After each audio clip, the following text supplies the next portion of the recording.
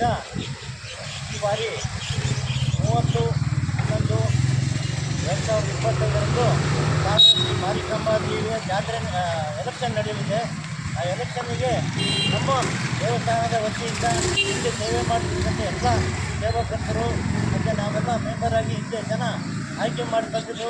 ಅದೇ ರೀತಿ ಈ ಬಾರಿ ಎಲೆಕ್ಷನ್ಗಳಲ್ಲೂ ನಮ್ಮ ಟೀಮನ್ನು ಬಹುಮತದಿಂದ ಗೆಲ್ಲಿಸಿಕೊಡ್ತಕ್ಕಂಥ ಸಾರ್ವಜನಿಕರಲ್ಲಿ ಮತ್ತು ನಮ್ಮ ಮೆಂಬರ್ ಆಗಿರ್ತಕ್ಕಂಥ 480 ಜನಗಳಲ್ಲಿ ಮತ್ತು ಸಾಗರ ತಾಲೂಕಿನ ಜನಗಳಲ್ಲಿ ಎಲ್ಲರೂ ಸೇರಿ ನಾವುಗಳು ನಮ್ಮ ಕೈಯಲ್ಲಾಗಿರ್ತಕ್ಕಂಥ ಒಳ್ಳೆಯ ಕೆಲಸಗಳನ್ನು ಮಾಡಿದ್ದೀವಿ.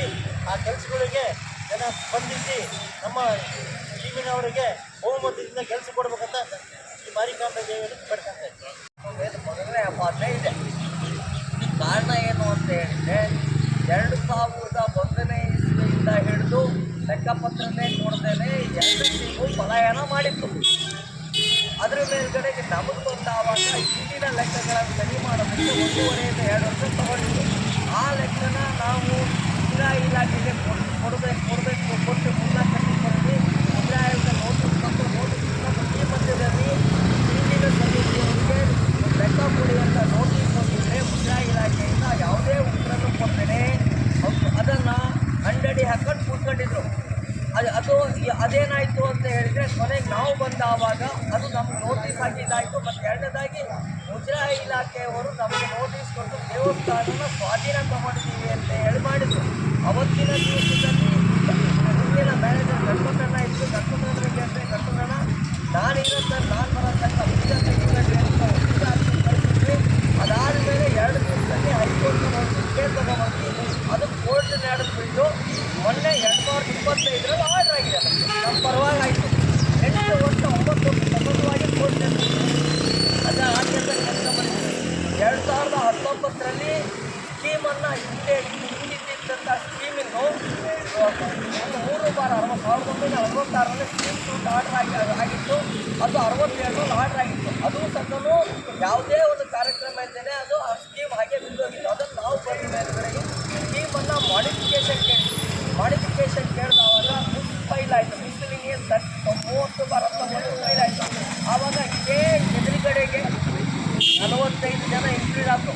ಅದರೊಳಗಡೆ ಆನಂದ ಆ್ಯಂಡ್ ಟೀಮು ಮೇನ್ ಆಗಿ ಕೇಸ್ ನಡೆಸಿದ್ರು. ಕೇಸ್ ನಡೆಸಿ 2023ರಲ್ಲಿ OS ನಂಬರ್ 1/2023 ಆಯಿತು.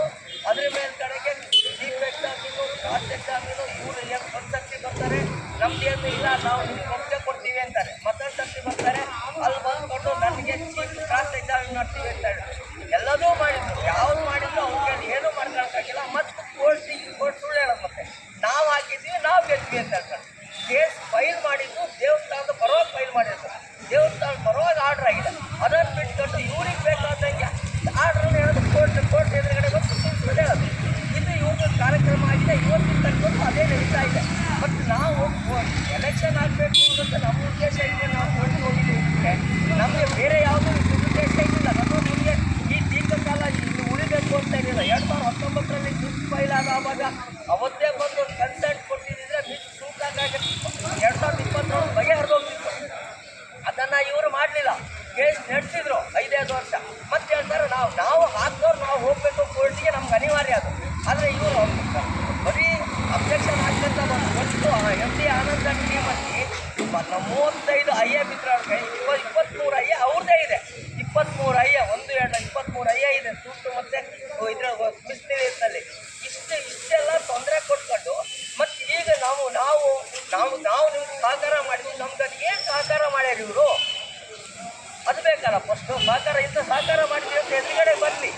ಮತ್ತು ಎರಡನೇದಾಗಿ ಇವರು ಲೆಕ್ಕಪತ್ರ ಕೊಟ್ಟಾವಾಗ 2019-20 ಲೆಕ್ಕ ಕೊಡ್ತೀವಿ. ಪ್ರತಿ ವರ್ಷ ಲೆಕ್ಕ ಕೊಡ್ತೀವಿ. ಲೆಕ್ಕ ಕೊಟ್ಟಾಗೆಲ್ಲ ಇವ್ರು ಬರ್ತಾರೆ, ಲೆಕ್ಕ ಸರಿ ಇದೆ ಅಂತ ಹೇಳ್ತಾರೆ. ಮತ್ತು ಲೆಕ್ಕ ಸರಿ ಇಲ್ಲ ಅಂತ ಪ್ರೆಸ್ ಮೀಟ್ ಮಾಡ್ತಾರೆ. ನಮ್ಮ ಹತ್ರ ವಿಡಿಯೋ ಕ್ಲಿಪ್ಪಿಂಗ್ ಇದೆ. ಎಲ್ಲ ಕ್ಲಿಪ್ಪಿಂಗು ಕೊಡ್ತೀನಿ. ಪ್ರತಿ ಸರ್ತಿನೂ ಇದೇ ಮಾಸ್ಟರ್ ಶಂಕರ್ ಅವರೇ ಹೇಳ್ಯಾರೆ, ಲೆಕ್ಕಪತ್ರ ಸರಿ ಇದೆ, ಲೆಕ್ಕಪತ್ರ ಪ್ರಶ್ನೆ ಮಾಡಬೇಡಿ, ಮುಂದಿಂದೇನು ನೋಡೋಣ. ಪಾಪ ಗಂಡ ಇವ್ರು ಜಾತ್ರೆ ಮತ್ತು ಮಾಡಬೇಕಾದ್ರೆ ಮನೆ ಮಠ ಎಲ್ಲ ಬಿಟ್ಕೊಂಡು ಜಾತ್ರೆ ಮಾಡಿರ್ತಾರೆ. ಅವರನ್ನು ಲೆಕ್ಕಪತ್ರ ಕೇಳಿ ಅವ್ರು ನೋಯಿಸೋದು ಬೇಡ. ಅವ್ರ ಲೆಕ್ಕಪತ್ರ ಸರಿ ಇದೆ ಅಂತ ಇವರೇ ಹೇಳ್ತಾರೆ. ಮತ್ತು ಪುನಃ ಪ್ರೆಸ್ ಮೀಟ್ ಮಾಡ್ಕೊಂಡು ಇವ್ರು ಲೆಕ್ಕಪತ್ರ ಸರಿ ಇಲ್ಲ, ಲೆಕ್ಕಪತ್ರ ಕೊಟ್ಟಿಲ್ಲ ಅಂತ. ನಾವು ಲೆಕ್ಕಪತ್ರ ಕೊಟ್ಟಿದ್ದಕ್ಕೆ ಕೋರ್ಟಿಗೂ ಕೊಟ್ಟಿದ್ದೀವಿ, ಎಲ್ಲ ಕಡೆಗೂ ಕೊಟ್ಟಿದ್ದೀವಿ. ಎಲ್ಲ ಕೋರ್ಟ್ ಒಪ್ಕೊಂಡು ಎಲ್ಲ ಆಗಿದೆ. ಪ್ರತಿಯೊಂದು ಇದನ್ನು ಎಲ್ಲೂ ಕೋರ್ಟಲ್ಲಿ ಸತನು ಎಕ್ಸಿಬಿಟ್ ನಂಬರ್ 1ರಿಂದ ಹಿಡಿದು 79 ತನಕನೂ ಅಷ್ಟು ರೆಕಾರ್ಡ್ ಆಗಿದೆ. ಪ್ರತಿಯೊಂದು ಇವರ ಆಸ್ತಿ ಅಸೆಟ್ ಎಷ್ಟಿದೆ ಅಂತ ಇವ್ರಿಗೆ ಗೊತ್ತಿರಲಿಲ್ಲ, ಅಸೆಟೆಡ್ ಲಯಬಿಲಿಟೀಸ್ ಏನು ಅಂತ ಗೊತ್ತಿರಲಿಲ್ಲ, ಇವರಿಗೆ ಜಮಾ ಖರ್ಚು ಅಂದ್ರೆ ಏನು ಗೊತ್ತಿರಲಿಲ್ಲ. ಆ ಪರಿಸ್ಥಿತಿಲಿತ್ತು ಇವರು. ವ್ಯವಸ್ಥೆನ ಒಂದು ಹಂತಕ್ಕೆ ತರಬೇಕಾದ್ರೆ ಆಗಿರೋ ತುಂಬ ತೊಂದರೆ ಆಗಿದ್ದಾವೆ. ಅದರ ಸಾಕಷ್ಟು ದೀರ್ಘಕಾಲ ನಾವು ಇದು ಮಾಡಿದ್ವಿ, ಯಾವುದು ಆಡಳಿತ ನಡೆಸಿದ್ವಿ. ಅದಕ್ಕೆ ಕಾರಣವೂ ಇದೇ ಕಾರಣ ಅಷ್ಟೇ. ಒಂದು ನಮ್ಮದು ಯಾವುದೋ ದುರುದ್ದೇಶದಿಂದ ಆಡಳಿತ ನಾವು ನಡೆಸಬೇಕು ಅಂತ ಮಾಡಿದ್ದೇನಲ್ಲ, ಇದು ವಾಸ್ತವ. ಒಂದು ಸಾಕಷ್ಟು ಮಾಡಬೇಕಾದ ಕೆಲಸಗಳು ತುಂಬ ಇದ್ದಾವೆ. ಅದು ನಮಗೆ ಕಲ್ಯಾಣ ಮಂಟಪ ಆಗಬೇಕು, ಶಾಲೆ ಆಗಬೇಕು, ಮತ್ತು ಇದು ಯಾತ್ರಿ ನಿವಾಸ ಬಂದವರಿಗೆ ಉಳಿಯೋದಕ್ಕೆಲ್ಲ ವ್ಯವಸ್ಥೆ ಆಗಬೇಕು, ಮತ್ತು ದಿನ ಅನ್ನ ಸಂತರ್ಪಣೆ ಮಾಡಬೇಕು. ಇಂಥವೆಲ್ಲ ಕಾರ್ಯಕ್ರಮಗಳು ಬೇಕಾದಷ್ಟು ಇದ್ದಾವೆ. ನಮ್ಮ ಕೈಲಿ ಸಾಧ್ಯ. ಈಗ ಅಸೆಟ್ ಮಾಡಿರೋ ಈಗ ನಾವು ಹೆಚ್ಚು ಕಮ್ಮಿ ಅಂತ ಹೇಳಿದ್ರೆ ನಮಗೆ ಇವ್ರು ಚಾರ್ಜ್ ಕೊಡ್ಬೇಕಾದ್ರೆ ಒಂದು kg 715 ಗ್ರಾಮ್ ಬಂಗಾರ ಇತ್ತು ಕೊಟ್ಟಿದ್ದ ಚಾರ್ಜ್ ಅವರು. ಆರ್ನಮೆಂಟ್ ಎಲ್ಲ ಸೇರಿ ಅದು ಇವತ್ತು 5.5 kg ಬಂಗಾರ ಆಗಿದೆ. ಬೆಳ್ಳಿ ಖಾಲಿ 27 kg ನಮಗೆ ಕೊಟ್ಟಿದ್ರು ಚಾರ್ಜು. ಇವತ್ತು ಅದು 4 ಕ್ವಿಂಟಾಲ್ ಆಗಿದೆ, 400 kg ಮೇಲಾಗಿದೆ. ಆಮೇಲೆ ಇವರಿಗೆ ಅಸೆಟ್ ಆ್ಯಂಡ್ ಲಯಬಿಲಿಟೀಸ್ ಹೋದಾವ ನಾವು ಲೆಕ್ಕ ತೊಗೊಂಡ್ರೆ ಇವ್ರಿಗೆ 8 ಎಕರೆ 37 ಗುಂಟೆ ಖರೀದಿ ಮಾಡ್ಯಾರೆ. ನಮ್ಮ ಲೆಕ್ಕದ ಪ್ರಕಾರ 8 ಎಕರೆ 22 ಗುಂಟೆ 15 ಗುಂಟೆ ಬಿಸ್ ಹೊಡಿತಾ ಇತ್ತು. ಕೊನೆಗೆ ಅದನ್ನು ತೆಗೆಸಿ ಅದನ್ನು ಪುನಃ ನಮ್ಮ ಅಧ್ಯಕ್ಷರು ಹೋಗಿ ಎಲ್ಲ ಹಿಡಿದುಬಿಟ್ಟು ಮಾಡಿ ಅದನ್ನು ಸರಿ ಮಾಡಿ ಅದನ್ನು ಟ್ಯಾಲಿ ಮಾಡಿ ಕೊಟ್ಟಿದ್ದೀವಿ. ಇವೆಲ್ಲ ಕೆಲಸಗಳು ಮಾಡಬೇಕಾದ್ರೆ ಸಾಕಷ್ಟು ಟೈಮ್ ತೊಗೊಂಡೆ. ರುದ್ರಭೂಮಿದು ಇವರು ಭೂಮಿ ಖರೀದಿ ಮಾಡಿದ್ರು. ಭೂಮಿ ಖರೀದಿ ಮಾಡಿದರೆ ಅದನ್ನು ನೆನೆಗುದಿಗೆ ಬಿಟ್ಕೊಂಡು 35 ವರ್ಷ ಆಗಿತ್ತು. ಅದು ನಾವು ಬಂದಮೇಲೆ ಸರಿ ಮಾಡಿದ್ದೀವಿ. ಹಣ ಎಲ್ಲ ಕೊಟ್ಟು ಸರಿ ಮಾಡ್ಕೊಂಡಿದ್ದೀವಿ. ಅದನ್ನು ರಿಜಿಸ್ಟ್ರೇಷನ್ ಮಾಡ್ತೀವಿ, ನಮ್ಮ ದೇವಸ್ಥಾನ ಪರವಾಗಿ ಮಾಡ್ಕೊಂಡಿದ್ದೀವಿ. ಇಷ್ಟೆಲ್ಲ ಮತ್ತು ನಾವು ಬಂದ ಮೇಲ್ಗಡೆಗೆ ಅಭಿವೃದ್ಧಿ ಅಂತ ಹೇಳಿದ್ರೆ ಎಲ್ಲರಿಗೂ ಕಣ್ಣಿಗೆ ಕಾಣ್ತಕ್ಕಂಥದ್ದು ರುದ್ರಭೂಮಿಲಿ ಏನು ಡೆವಲಪ್ ಆಗಿದೆ, ಮತ್ತೊಂದಾಗಿದೆ ಅನ್ನೋದ್ರ ಬಗ್ಗೆ ಎಲ್ಲರಿಗೂ ಗೊತ್ತು.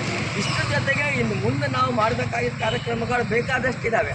ಅದನ್ನು ಮಾಡಬೇಕು ಅಂದಾವಾಗ ಈಗಿನ ಆಡಳಿತ ಮಂಡಳಿಗೆ ನಮಗೆ ಪುನಃ ಕೆಲಸ ಕೊಟ್ಟು ಕಳಿಸಿದಲ್ಲಿ ಮುಂದೆ ಇದಕ್ಕಿಂತ ಹೆಚ್ಚಿನ ಕೆಲಸ ಮಾಡೋದಕ್ಕೆ ಅವಕಾಶ ಆಗುತ್ತೆ. ಈಗ ಇದ್ರ ಜೊತೆಗೆ ಎಲ್ಲ ಮೆಂಬರ್ಸ್ಗಳದ್ದು ನಾವು ಕೇಳೋದಿಷ್ಟೇ, ಈ ಮಾಧ್ಯಮದಲ್ಲಿ ಅಪೀಲ್ ಮಾಡ್ಕೊತಾ ಇದ್ದೀವಿ. ದಯವಿಟ್ಟು ನೀವೆಲ್ಲರೂ ನಮಗೆ ಮತ ನೀಡಿ, ನಮ್ಮ ಟೀಮಿಗೆ ಅಷ್ಟು ಜನರಿಗೆ ಮತ ನೀಡಿ ನಮ್ಮ ಅಷ್ಟನ್ನು ಗೆಲ್ಲಿಸಿ ಕೊಟ್ಟಲ್ಲಿ ಇನ್ನೂ ಹೆಚ್ಚಿಗೆ ಕೆಲಸ ಮಾಡೋದಕ್ಕೆ ಅವಕಾಶ ಆಗುತ್ತೆ. ಧನ್ಯವಾದಗಳು. ಸ್ನೇಹಿತರೆ, 30ನೇ ತಾರೀಕು ಶ್ರೀ ಮಾರಿಕಾಂಬಾ ದೇವಿಯ ಚುನಾವಣೆ ನಡೀತಾ ಇದೆ. ನಮ್ಮ ಅಧ್ಯಕ್ಷರ ಕಾರ್ಯದರ್ಶಿಗಳ ಎಲ್ಲ ಪದಾಧಿಕಾರಿಗಳು ಮತ್ತು ಸದಸ್ಯರುಗಳ ನೇತೃತ್ವದಲ್ಲಿ ನಾವು ಗುಂಪಾಗಿ ಎಲ್ಲರೂ ಒಂದು ಟೀಮ್ ಮಾಡಿ ಸ್ಪರ್ಧೆ ಮಾಡಿದ್ದೀವಿ. ಈ ಚುನಾವಣೆಯಲ್ಲಿ ಎಲ್ಲ ಅಭ್ಯರ್ಥಿಗಳನ್ನು ಎಲ್ಲ ಮತದಾರ ಬಾಂಧವರು ಸದಸ್ಯರು ದೇವಸ್ಥಾನ ಸದಸ್ಯರುಗಳು ಜಯಗಳಿಸಿಕೊಡ್ಬೇಕು ಅಂತೇಳಿ ವಿನಂತಿಯನ್ನು ಮಾಡ್ತಾ ಇದ್ದೇವೆ. ಫೆಬ್ರವರಿ 3ನೇ ತಾರೀಕು ಕೂಡ ಅತಿ ದೊಡ್ಡ ಜಾತ್ರೆ ಇದೆ. ಅದರಿಂದ ಜಾತ್ರೆ ಕೂಡ ಸುಗಮವಾಗಿ ಚೆನ್ನಾಗಿ ನಡೀಬೇಕಾಗಿದೆ. ಅದರಿಂದ ನಾವೆಲ್ಲ ಮತದಾರ ಬಾಂಧವರು ಮುಂದೆ ಮಾಡ್ತಕ್ಕಂಥ ಕೆಲಸ ಒಂದು ಶಾಲೆ ಹಾಗೂ ಒಂದು ಕಲ್ಯಾಣ ಮಂಟಪ ಹಾಗೂ ಒಂದು ಯಾತ್ರಿ ನಿವಾಸವನ್ನು ಕಟ್ಟಬೇಕು ಅಂಥೇಳಿ ನಮ್ಮಲ್ಲಿ ತೀರ್ಮಾನ ಆಗಿದೆ. ದಯಮಾಡಿ ಎಲ್ಲ ಕಾರ್ಯಕ್ರಮಗಳನ್ನು ಮಾಡಲಿಕ್ಕೆ ನಾವೆಲ್ಲರೂ ನಮ್ಮ ತಂಡದ ಎಲ್ಲ ಸದಸ್ಯರನ್ನು ಗೆಲ್ಲಿಸ್ಕೊಡ್ಬೇಕು ಅಂತೇಳಿ ತಮ್ಮ ಬಳಿ ಪೂರ್ವಕವಾಗಿ ಮನವಿಯನ್ನು ಮಾಡ್ತಾ ಇದ್ದೀವಿ.